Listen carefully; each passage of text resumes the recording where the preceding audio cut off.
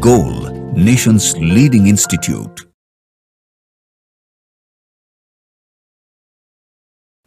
Hello students, आज हम लोग डिस्कस करने वाले हैं स्पॉट टेस्ट 1 AITS का जो 27 जनवरी को हुआ था। फिजिकल केमिस्ट्री वाला पार्ट में डिस्कस करूंगा। मेरा नाम दीप है। तो हम लोग शुरू करते हैं। फिजिकल केमिस्ट्री का पहला क्वेश्चन 51 नंबर से है। आप बोर्ड पे देखिए, पहला क्वेश्चन है how much copper is obtained from 100 gram copper sulphate solution. Basic question है, मोल कॉन्सेप्ट का, सिंपल सा। मुझे लगता है मैक्सिमम बच्चों ने किया होगा। ये क्वेश्चन ऐसा है कि भाई अगर हमारे पास 100 ग्राम कॉपर सल्फेट है तो आपको उसमें कितना कॉपर है, ऐसा।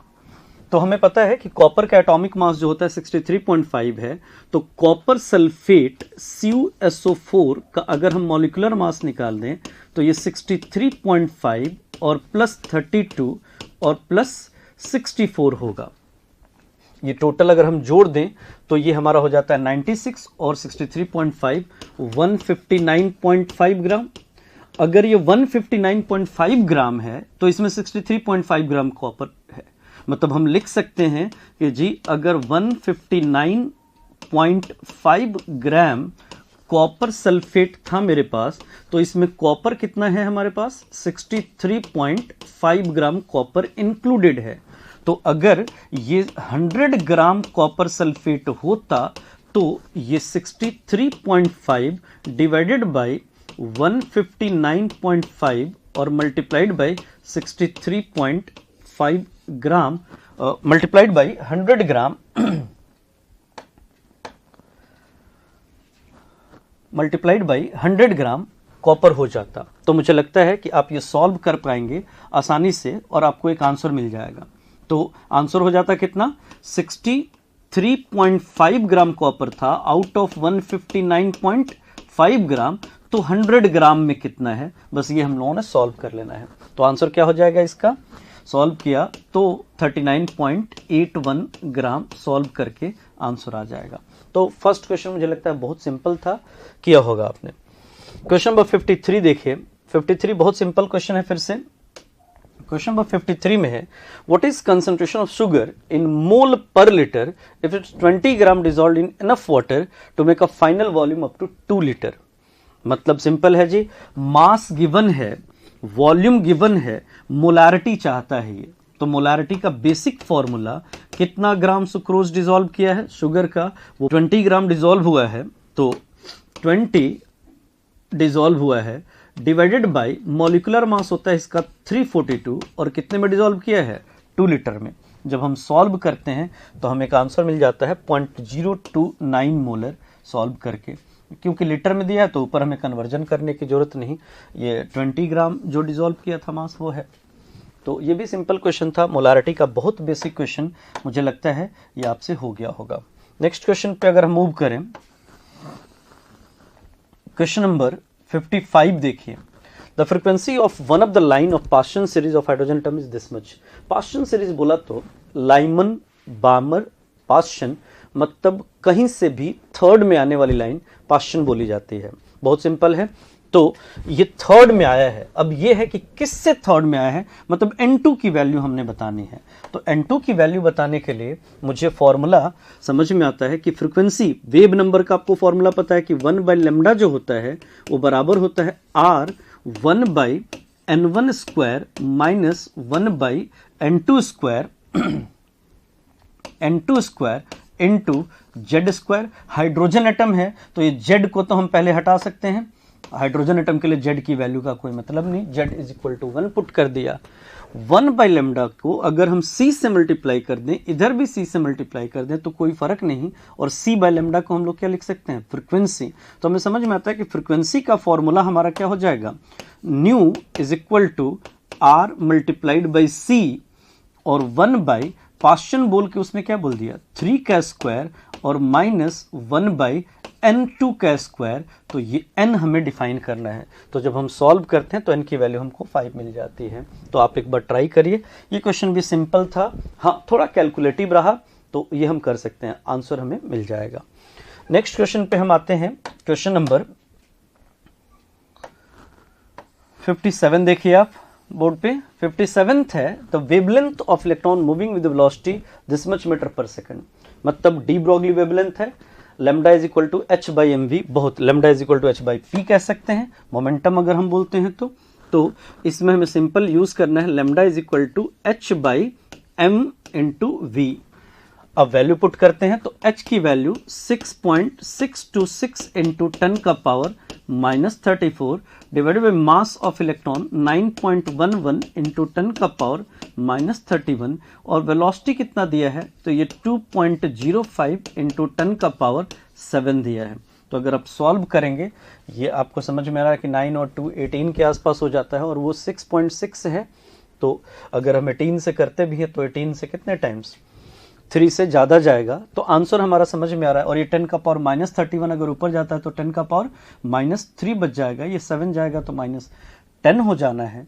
तो समझ में आता है कि ये 10 का पावर ये 3 पॉइंट समथिंग इंटू 10 का पावर -11 एक सही आंसर हमें समझ में आ जाता है। तो क्वेश्चन नंबर 57 का आंसर आपको मिल जाएगा अगर lambda is equal to H by M v ऐसा यूनिट में सारी वैल्यू आप रखते हैं तो। क्वेश्चन नंबर 57 के बाद आप 59 देखिए। If A not is radius of first Bohr orbit of H atom, D Broglie wavelength बताइए इलेक्ट्रॉन का जो सेकंड बोर ऑर्बिट में हो। हमें पता है according to Bohr atomic model m v r जो होता है बच्चे basic NH by 2 momentum quantised m v r is equal to NH by 2 हम लोग लिख सकते हैं। मतलब यहां से लिख सकते हैं कि 2 की जो वैल्यू होगी वो NH बाई एम वी होगी, एन लैम्डा होगी। मतलब 2 हमें समझ में आ गया कि n लैम्डा के बराबर होगा, तो लैम्डा बराबर होगा 2 डिवाइडेड बाई n, बस ये यूज कर लेना है। लैम्डा पूछा है किस बोर ऑर्बिट के लिए जी, सेकंड बोर ऑर्बिट के लिए। तो सेकंड बोर ऑर्बिट में अगर फर्स्ट बोर ऑर्बिट का रेडियस a नॉट है तो सेकंड का r directly proportional to n square होता है। तो a सेकेंड बोर ऑर्बिट का n 2 है तो 2 का स्क्वायर 4, तो समझ में आता है ये 2 multiplied by pi into 4a not होगा डिवाइडेड बाई n की वैल्यू कितनी कह रखी है 2 कह रहा है, तो हमारा 2 से 2 कैंसिल हो गया, तो आंसर हो जाएगा lambda is equal to 4 naught. तो मुझे लगता है ये क्वेश्चन भी आपसे हुआ होगा, पुराना क्वेश्चन है, पहले भी ऐसा क्वेश्चन पूछा जा चुका है एग्जाम में, तो आंसर हो जाना चाहिए इसका सेकंड। ये टिक करेंगे हम 59th का आंसर। 59th के बाद आप नेक्स्ट क्वेश्चन पे आइए। नेक्स्ट क्वेश्चन है हमारा 59th के बाद 63। 59 के बाद हमारा नेक्स्ट क्वेश्चन है 63। कह रहा है the threshold frequency of a metal is given as 7 into 10 raised to power 14 per second. Calculate the kinetic energy of electron emitted when radiation of frequency 1 into 10 raised to power 15 hits the metal. Simple है जी। अभी हमारे पास formula है h nu minus nu naught, Einstein का formula, is equal to K max photo electric effect. तो nu and nu naught both are given. h की value 6.626 into 10 का पावर -34, न्यू की वैल्यू हो गई कितनी हमारी 1 इंटू 10 का पावर 15 को 10 इंटू 10 का पावर 14 लिख सकते हैं, और -7 इंटू 10 का पावर 14 यही के ही होने वाला है। तो समझ में आता है 10 माइनस 7 इज 3 इंटू 10 का पावर 14, तो answer will be K is equal to Planck's constant 6.626 into 10 का पावर -34 मल्टीप्लाइड बाई 3 इंटू 10 का पावर 14। समझ में आता है, ये मल्टीप्लाई किया तो ये 19 पॉइंट समथिंग के आसपास, और ये 10 का पावर कितना -34 और 24 10 का पावर -20 मल्टीप्लाइड बाई ये 6 18 6 3 19.8 इंटू 10 का पावर -20, ऐसा आंसर कर दें। अच्छा -19 है तो 1.98 into 10 to power -19 will be the answer. तो ये भी एक सिंपल सा कैलकुलेशन था, चूंकि फ्रीक्वेंसी और थ्रेशोल्ड फ्रीक्वेंसी गिवन था तो आसानी से किया जा सकता था। नेक्स्ट क्वेश्चन देखिए, क्वेश्चन नंबर 65 क्या कहता है। क्वेश्चन नंबर 65 कहता है कि ब्रोमीन कार्बोनेट से रिएक्ट करके ब्रोमेट और ब्रोमाइड देता है, अब बताइए कि इस रिएक्शन में ब्रोमीन ऑक्सीडाइज हुआ है, रिड्यूस हुआ है, क्या हुआ है टाइप के बाद। तो ब्रोमीन का ऑक्सीडेशन स्टेट अगर हम देखें आइसोलेटेड फॉर्म है तो 0, और यहां ये +5 है और यहां ये -1 है, मतलब ब्रोमीन ऑक्सीडाइज होकर ब्रोमेट बना और ब्रोमीन रिड्यूस होकर ब्रोमाइड बना। तो ब्रोमीन जो है वो रिड्यूस भी हो रहा है और ऑक्सीडाइज भी हो रहा है। तो आंसर क्या किया जाए? फोर्थ, वाटर का कुछ भी नहीं हो रहा भाई, वाटर तो H+1 में है, ऑक्सीजन -2 में है, तो उस वो जो स्टेट था एज इट इज रिस्टोर्ड है। तो मुझे लगता है ये क्वेश्चन आसान है, आप कर पाएंगे। नेक्स्ट क्वेश्चन पे हम लोग मूव करते हैं। 65 के बाद नेक्स्ट क्वेश्चन है हमारा 65 के बाद देखिए क्वेश्चन नंबर 66 देखिए।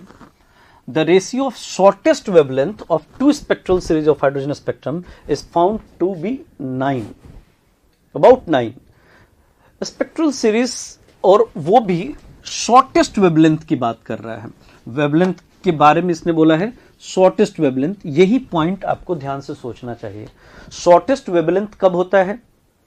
जब एनर्जी मैक्सिमम हो, और एनर्जी किसी सीरीज में मैक्सिमम कब होती है? जब सीरीज लिमिट होता है। सीरीज लिमिट का मतलब लिमिटिंग लाइन, लिमिटिंग लाइन का मतलब इन्फिनिटी टू दैट, जैसे Lyman infinity to 1, Balmer infinity to 2, Paschen infinity to 3। Lyman infinity to 1 बोल के हमें समझ में आ गया कि यहां तो 1/λ इज इक्वल टू r ही हो जाएगा, और अगर बामर करूंगा तो 1/4 होगा, पाश्चन करूंगा तो 1/9 होगा। रेशियो अगर 9 है तो पक्का ये 1/1/9 होगा। तो हमें समझ में आता है कि आंसर क्या है जी? लाइमन और पाश्चन। तो आंसर कर देते हैं हम लोग सेकंड। इसका आंसर लाइमन और पाश्चन का जो रेशियो होगा वो 1:9 होगा, 9:1 होगा अगर हम पाश्चन लाइमन की बात करें तो। क्वेश्चन नंबर 67 देखिए। 67 है द डी ब्रॉगली वेवलेंथ।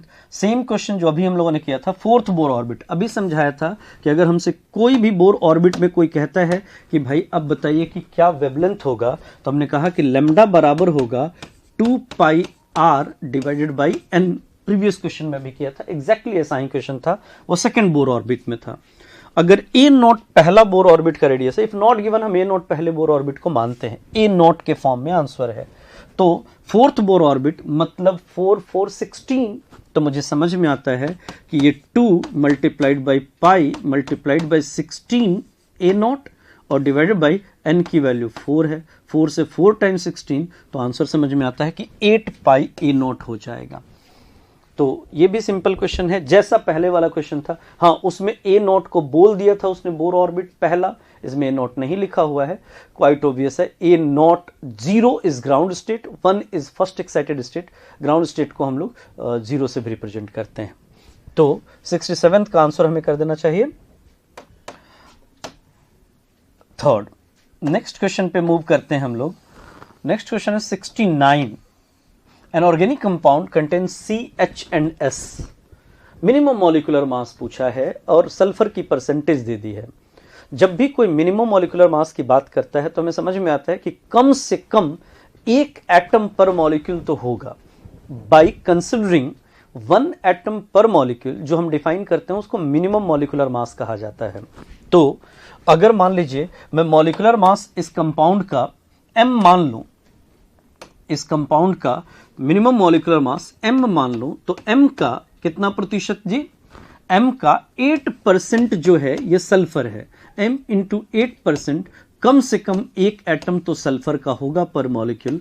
तो m multiplied by 8/100 is equal to 32। हमें समझ में आता है कि m 8 से ये 4 टाइम्स m 400 ग्राम पर मोल आंसर हो जाएगा। तो इसका आंसर हमें क्या कर देना चाहिए? सेकंड, क्वेश्चन नंबर 69 का आंसर। तो ये भी सिंपल क्वेश्चन था, आपसे हो जाना चाहिए। 69 के बाद हम मूव करते हैं नेक्स्ट क्वेश्चन पे। 69 के बाद नेक्स्ट क्वेश्चन है 74। कह रहा है कि डिस्टेंस बताइए फोर्थ बोर ऑर्बिट और third Bohr orbit of He positive के लिए। इंटरेस्टिंग है। आपको पता है कि रेडियस का फॉर्मूला होता है r is equal to 0.529 into n square by z angstrom. Angstrom बोले तो 10⁻⁻10। z की वैल्यू 2 है, तो मुझे समझ में आता है कि डिफरेंस जो होगा डेल्टा ऑफ आर जो होगा पाथ का डिफरेंस वो 0.529 और 2 तो कॉमन है, n1 स्क्वायर n2 स्क्वायर में हम डिफरेंस ले लेते हैं, तो फोर्थ और थर्ड है, मतलब 4 का 4 टाइम्स 16 और माइनस 3 स्क्वायर 9, तो ये हमने करना है, और इंटू 10⁻⁻10। तो अगर हम ये सॉल्व करते हैं तो हमारा ये हो जाएगा 1697 7.5, तो ये हमारा 7 मल्टीप्लाइड बाई 0.529 इंटू 10⁻⁻10 और डिवाइडेड बाई 2 हो जाना है। तो ये 3.5 के आसपास आ रहा है, 3.6 के आसपास, और डिवाइड बाई 2, तो ये 1.8 इंटू 10⁻⁻10 74 का थर्ड आंसर हमारा आ जाएगा, आप अगर ट्राई करते हैं क्वेश्चन तो एक सिंपल क्वेश्चन था। क्वेश्चन नंबर 75 देखिए, maximum number of molecule, mole concept का बहुत बेसिक क्वेश्चन। मॉलिक्यूल का नंबर उसमें ज़्यादा जिसमें मोल ज़्यादा होगा, तो अगर हम पहला ऑप्शन देखें तो इट विल बी 16/32 मोल। अगर हम फर्स्ट क्वेश्चन देखें तो मोल होगा 16/32। अगर थर्ड क्वेश्चन देखें तो इट विल बी 4/28, 32/28 और 16 डिवाइडेड बाई NO2 46। तो सबसे ज्यादा मोल समझ में आता है कि सेकंड में होगा, मोल ज्यादा है तो मॉलिक्यूल भी 75 में सबसे ज्यादा होगा। सिंपल क्वेश्चन है। क्वेश्चन नंबर 75 के बाद हम लोग मूव कर जाते हैं नेक्स्ट क्वेश्चन, क्वेश्चन नंबर 78 में। 78 देखिए आप, 78 है, the oxidation number of potassium in K2O2 और KO2। आपको पता है कि अल्कली मेटल का ऑक्सीडेशन स्टेट जब भी वो बॉन्ड स्टेट में होता है ऑलवेज +1, वो नहीं बदलते। तो पोटेशियम का क्या ही पता करूं, ये क्वेश्चन होता कि ऑक्सीजन का बताइए तो इंटरेस्टिंग होता कि ऑक्साइड, पेरोक्साइड, सुपर ऑक्साइड है। बाकी अगर किसी ने पोटेशियम का पूछा है तो इसमें दिमाग ही नहीं लगाना है, और हमारा आंसर होगा ऑलवेज +1। 78 का आंसर 1। 82 बहुत सिंपल क्वेश्चन है, कह रहे कि ये केमिकल रिएक्शन है, आप इनको बैलेंस कर दीजिए। देखो इनकी बैलेंसिंग में ध्यान रखना चाहिए कि हमें पहले स्पेक्टेटर आयन हटा देना चाहिए। तो स्पेक्टेटर आयन अगर हटाएं तो पोटेशियम स्पेक्टेटर आयन है, क्रोमेट बचेगा, यहां से H पॉजिटिव स्पेक्टेटर हटा दीजिए, सल्फेट बचेगा, और ये SO2 और इधर सल्फेट है, क्रोमियम है। तो स्पेक्टेटर हटा के लिख दिया तो ये बचेगा Cr2O72 नेगेटिव प्लस SO2 जा रहा है SO42 नेगेटिव और प्लस Cr3 पॉजिटिव। और अब ये सिंपल क्वेश्चन है, आप आसानी से बैलेंस कर सकते। 2 का कोएफिशिएंट दिखेगा, तीसरा आपको गिफ्टेड दिखाई देगा, तो अगर आप बैलेंस करेंगे तो आपको Cr2O72 नेगेटिव SO2 में कोएफिशिएंट्स आ जाएंगे। ये +6 से किस में जा रहा है जी, +3 में। 2 करना होगा, कितने इलेक्ट्रॉन का बदलाव है इसमें, तो 6 इलेक्ट्रॉन से रिडक्शन हो रहा है, और ये +4 है और जा रहा है किस में, +6 में। ऑक्सीडेशन है, कितने इलेक्ट्रॉन से हो रहा है, तो 2 इलेक्ट्रॉन से हो रहा है। बैलेंस करना है तो इसको 3 से मल्टीप्लाई करना होगा, तो ये 3SO2 आ जाएगा। तो हमें समझ में आता है कि y की वैल्यू 3 आ जानी है। y की वैल्यू 3 एक ही ऑप्शन में है, वो है मैं पहला, तो हम पहला टेक कर लेते हैं, बाकी कोएफिशिएंट्स भी आपके वेल डिफाइंड हो जाएंगे। तो 82 बहुत सिंपल क्वेश्चन था, आप आसानी से कर सकते थे। 82 के बाद आप नेक्स्ट क्वेश्चन देखिए, 83 कह रहा है 83 में, in Rutherford's experiment most of the alpha particle striking gold foil were deflected. Most of the rays तो पास हो गई थी। गोल्ड फॉयल एक्सपेरिमेंट अगर आपको याद है तो ऑब्जर्वेशंस वाज कि most of the alpha rays were passed without any deviation, as it is pass कर गई थी, जो बता रहा था कि एटम का most of the part empty है और होल मास न्यूक्लियस में लाई करता है।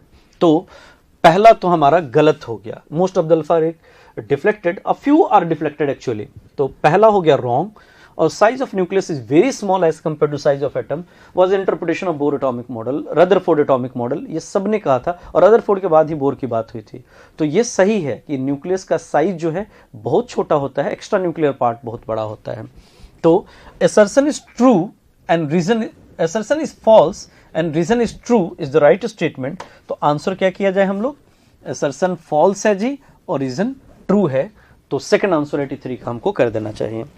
नेक्स्ट क्वेश्चन पे मूव किया जाए। नेक्स्ट क्वेश्चन है हमारा 83 के बाद 86। A solution is prepared by adding 2 gram substance 18 gram water. Bonus type का क्वेश्चन है, सिंपल परसेंटेज का। बताइए मास परसेंट क्या होगा सॉल्यूट का। आपको पता है कि मास परसेंट अगर कोई कहता है तो हमें मास परसेंट ऑफ सॉल्यूट निकालने के लिए ऊपर किसका मास लेना होगा, सॉल्यूट का। तो सॉल्यूट कितना है जी, 2 ग्राम, और टोटल मास सॉल्यूशन का 2 + 18 20 ग्राम और इंटू 100% हो गया। तो 2/20 इंटू 100% आपको समझ में आता है कि 2 20 का 10% है। तो क्वेश्चन नंबर 86 का आंसर हमारा हो जाता है थर्ड। क्वेश्चन नंबर ये भी सिंपल है, आपने इनऑर्गेनिक में भी पढ़ा होगा कि Na2O और Cl2O7 नॉन मेटल के ऑक्साइड एसिडिक होते हैं और मेटल के ऑक्साइड बेसिक होते हैं। तो जब इनको हम सॉल्यूशन प्रिपेयर करेंगे तो ये बेसिक सॉल्यूशन देगा और ये एसिडिक सॉल्यूशन देगा। तो बेसिक ऑक्साइड एसिडिक ऑक्साइड हम कर देते हैं इसका आंसर 87 का सेकंड आंसर। 87 के बाद अगर आप देखिए नेक्स्ट क्वेश्चन पे हम चले जाते हैं। नेक्स्ट क्वेश्चन है हमारा 88 है 5 molar solution of H2SO4 is diluted from 1 litre to 10 litre. The normality of solution will be. 1 litre से 10 लीटर किया है और शुरुआत में मोलारिटी दिया है, बाद में नॉर्मेलिटी पूछा है। तो बेहतर तो यही है कि हम लोग शुरू में ही इसको नॉर्मेलिटी कर लें। मतलब पहली normality N1 is equal to 5 × 2 है 10 नॉर्मल, और V1 इसका है हमारा 1 लीटर। कह रहा है कि V2 अगर हम 10 लीटर कर दें तो नई नॉर्मेलिटी क्या हो जाएगी। तो हमें पता है कि N1V1 बराबर है किसके, N2V2 के। तो पहले 10 × 1 अगर 10 था तो अभी भी 10 × 1 क्या हो जाएगा, 1। तो आंसर हो जाएगा कि अगर ये 10 लीटर हुआ तो 1 नॉर्मल हो जाएगा। 88 का आंसर हमें पहला कर देना चाहिए। तो 88 का फर्स्ट आंसर करते हैं। फिर क्वेश्चन नंबर 90 है number of quantum numbers for valence shell electron of sodium. Sodium की अगर बात करो तो सोडियम का एटॉमिक नंबर 11 है, आपको पता है। और आउटर मोस्ट कॉन्फ़िगरेशन बोले तो 3s1 हो जाना है।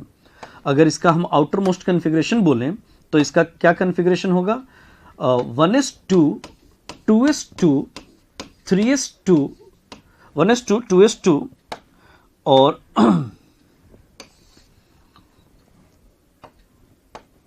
1s2 2s2 2p6 और 3s1। मतलब प्रिंसिपल क्वांटम नंबर की अगर हमसे कोई बात करे तो n की वैल्यू 3, l की वैल्यू s है तो 0, m की वैल्यू 0 और s की वैल्यू आइदर +½ और -½ वट एवर इन ऑप्शन।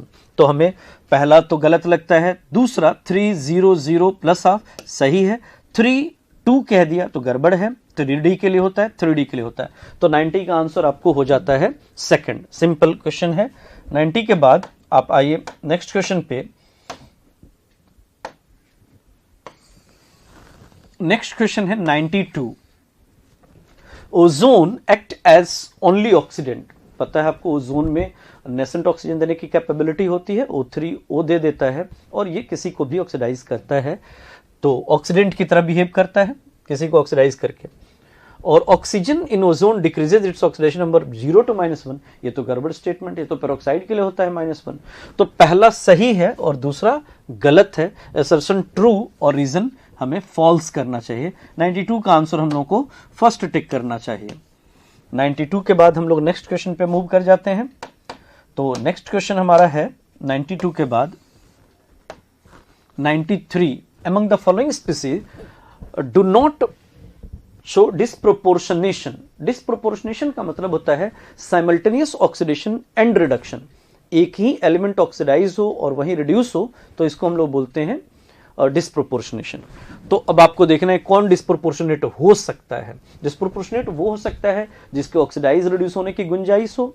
हमें समझ में आता है कि क्लोरीन का ऑक्सीडेशन स्टेट यहां +7 है। अगर +7 है तो this is the maximum possible state of chlorine. ये तो फर्दर ऑक्सीडाइज होने से रहा। तो आंसर करते हैं पहला, ये बस और बस रिड्यूस हो सकता है, ऑक्सीडाइज होने का सवाल ही नहीं है। तो इसका आंसर हमें समझ में आ जाता है कि भाई आंसर हो जाएगा इसका first. Wavelength of ball, mass 0.2 kg, moving velocity 10 metre per second. Simple है जी, लेमडा निकालना है हम लोगों को, तो लेमडा इज इक्वल टू क्या रख देना है, h/mv। h की वैल्यू 6.626 इंटू 10 का power -34 divided by mass 0.2 kilogram है और वेलोसिटी 10 मीटर, मतलब ये 2 है, 3.313 इंटू 10 का power -34 will be the answer. तो बहुत सिंपल क्वेश्चन है, आंसर कर दिया जाए सेकंड 94 का lambda is equal to h/mv लगा के। नेक्स्ट क्वेश्चन पे हम लोग मूव कर जाएं। क्वेश्चन नंबर आप 98 देखिए। 98 है, an organic compound of molar mass 108 ग्राम पर मोल, CHN एटम्स आर प्रेजेंट और रेशियो दिया है 9:1:3.5 बाई मास। रेशियो में ध्यान देने वाली बात है, रेशियो बाई मोल नहीं, रेशियो बाई मास है, तो पहले इसको बाई मोल लाना होगा। तो कर लिया जाए। आपने कहा कि रेशियो है इसका 9:, ऊपर कार्बन लिख दिया, हाइड्रोजन है और नाइट्रोजन है, और रेशियो है 9:1:3.5 बट बाय मास है। तो हम इसको किसी के मॉलिक्यूलर मास से मल्टीप्लाई कर लेते हैं जिससे सिंप्लीफाई हो जाए। किसी से भी कर सकते थे, अब 1 से करते तो सेम ही रह जाता। 3.5 वाला फ्रैक्शन नाइट्रोजन 14 होता है और कार्बन 14 और 12 तो कैंसिल नहीं हो, तो बेहतर है इसको सिंप्लीफाई करने के लिए मैंने सबको 12 से मल्टीप्लाई कर दिया। ये बाई मास है जी, तो ध्यान रखेंगे इस बात का। बाई मास में 12 इंटू 19108 ग्राम होगा, ये 12 ग्राम हो जाएगा, और 12 336 और 12 का 0.56, तो ये हमारा 42 ग्राम हो जाएगा अगर हम किसी एक 12 से सबको मल्टीप्लाई कर दिया। तो हमें समझ में आता है कि मोल 108/12, 12/1 और 42/14 हो जाएगा। तो इसके मोल हो जाएंगे 12 का 9 टाइम्स, 12 का 9 टाइम्स हमारा कितना 108, तो 9:12:3, ये हमारा रेशियो। सिंप्लीफाई किया तो रेशियो बाय मोल ये हो जाएगा 1, ये हो जाएगा हमारा 4 और ये हो जाएगा 3। तो रेशियो बाय मोल क्या हो गया, सिंपलेस्ट रेशियो, ये हो गया simplest ratio carbon hydrogen nitrogen कितना जी 3:4:1। तो हमें समझ में आया कि इसका फॉर्मूला हो गया empirical formula, simplest formula, empirical formula C3H4n। अब देखना है कि इसका इंपेरिकल फॉर्मूला मास क्या है। तो इंपेरिकल फॉर्मूला मास 12 का 3 गुना 36 और 4 40 और 14। तो इंपेरिकल फॉर्मूला मास समझ में आया कि 54 है, और मॉलिक्यूलर फॉर्मूला समझ में आया 108 है, दिया हुआ है क्वेश्चन में। तो 108 54 का डबल है, मतलब मॉलिक्यूलर फॉर्मूला ठीक इसका डबल हो जाएगा। तो डबल इज C6H8 और N2 हो जाएगा। तो इसका आंसर हमें समझ में आता है कि पहला आंसर हो जाएगा 98 का। तो 98 बहुत सिंपल क्वेश्चन था। हाँ, बस ध्यान रखना था बाई मास दिया था, उसको हमें ट्रांसफॉर्म करना था बाई मोल में। लास्ट क्वेश्चन है आपका क्वेश्चन नंबर 100 देखिए, आपका लास्ट क्वेश्चन है। क्वेश्चन नंबर 100 है standard potentials of silver, mercury, magnesium and chromium are given. Values मुझे लगता है याद भी होगा। मैग्नीशियम का नेगेटिव पोटेंशियल, क्रोमियम का नेगेटिव और बाकी दो का पॉजिटिव पोटेंशियल है। और पूछ रहा है ये कि आप हमको बता दिए इसमें से रिड्यूसिंग पावर का ऑर्डर क्या होगा। रिड्यूसिंग पावर का ऑर्डर पूछ रहा है। रिड्यूसिंग पावर का ऑर्डर डिपेंड करता है कि जिसका रिडक्शन पोटेंशियल ज्यादा वो खुद रिड्यूस होता है, दूसरे को ऑक्सीडाइज करता है। अगर मान लो मैं कहता हूं कि किसी का रिडक्शन पोटेंशियल ज्यादा है, मतलब मैं कहना चाहता हूं कि इसको खुद रिड्यूस होना है और दूसरे को क्या करेगा, ऑक्सीडाइज। तो हमें देखना होगा कि भाई रिड्यूसिंग पावर के लिए तो जिसका रिडक्शन पोटेंशियल सबसे कम हो, तो सबसे कम समझ में आता है कि मैग्नीशियम का है, तो ये 1 नंबर हुआ जी, सबसे कम, मतलब ये सबसे बढ़िया रिड्यूसिंग एजेंट। उसके बाद ये 2 नंबर हुआ हमारा क्रोमियम। उसके बाद इन दोनों में बी है हमारा, और सबसे बढ़िया ऑक्सीडाइजिंग एजेंट पूछता तो हमारा आंसर सिल्वर होता। इनफैक्ट ए और बी तो ऑक्सीडाइजिंग बिहेवियर वाले हैं। तो अब हमें बस इनको एक ऑर्डर दे देना है, तो आपको समझ में आ गया कि 1 2 3 4 डिक्रीजिंग ऑर्डर हो जाएगा। तो आपको आंसर समझ में आ रहा है इसका कि सबसे बढ़िया रिड्यूसिंग पावर किसका है जी? सी का। सी एक ही ऑप्शन में सबसे आगे है, तो आंसर हम लोग क्या कर दें? 100 का 1। तो मुझे लगता है ये बहुत सिंपल क्वेश्चन रहा होगा, आपका पेपर बहुत बढ़िया हुआ होगा, और ये हमारा लास्ट क्वेश्चन था। Thank you so much.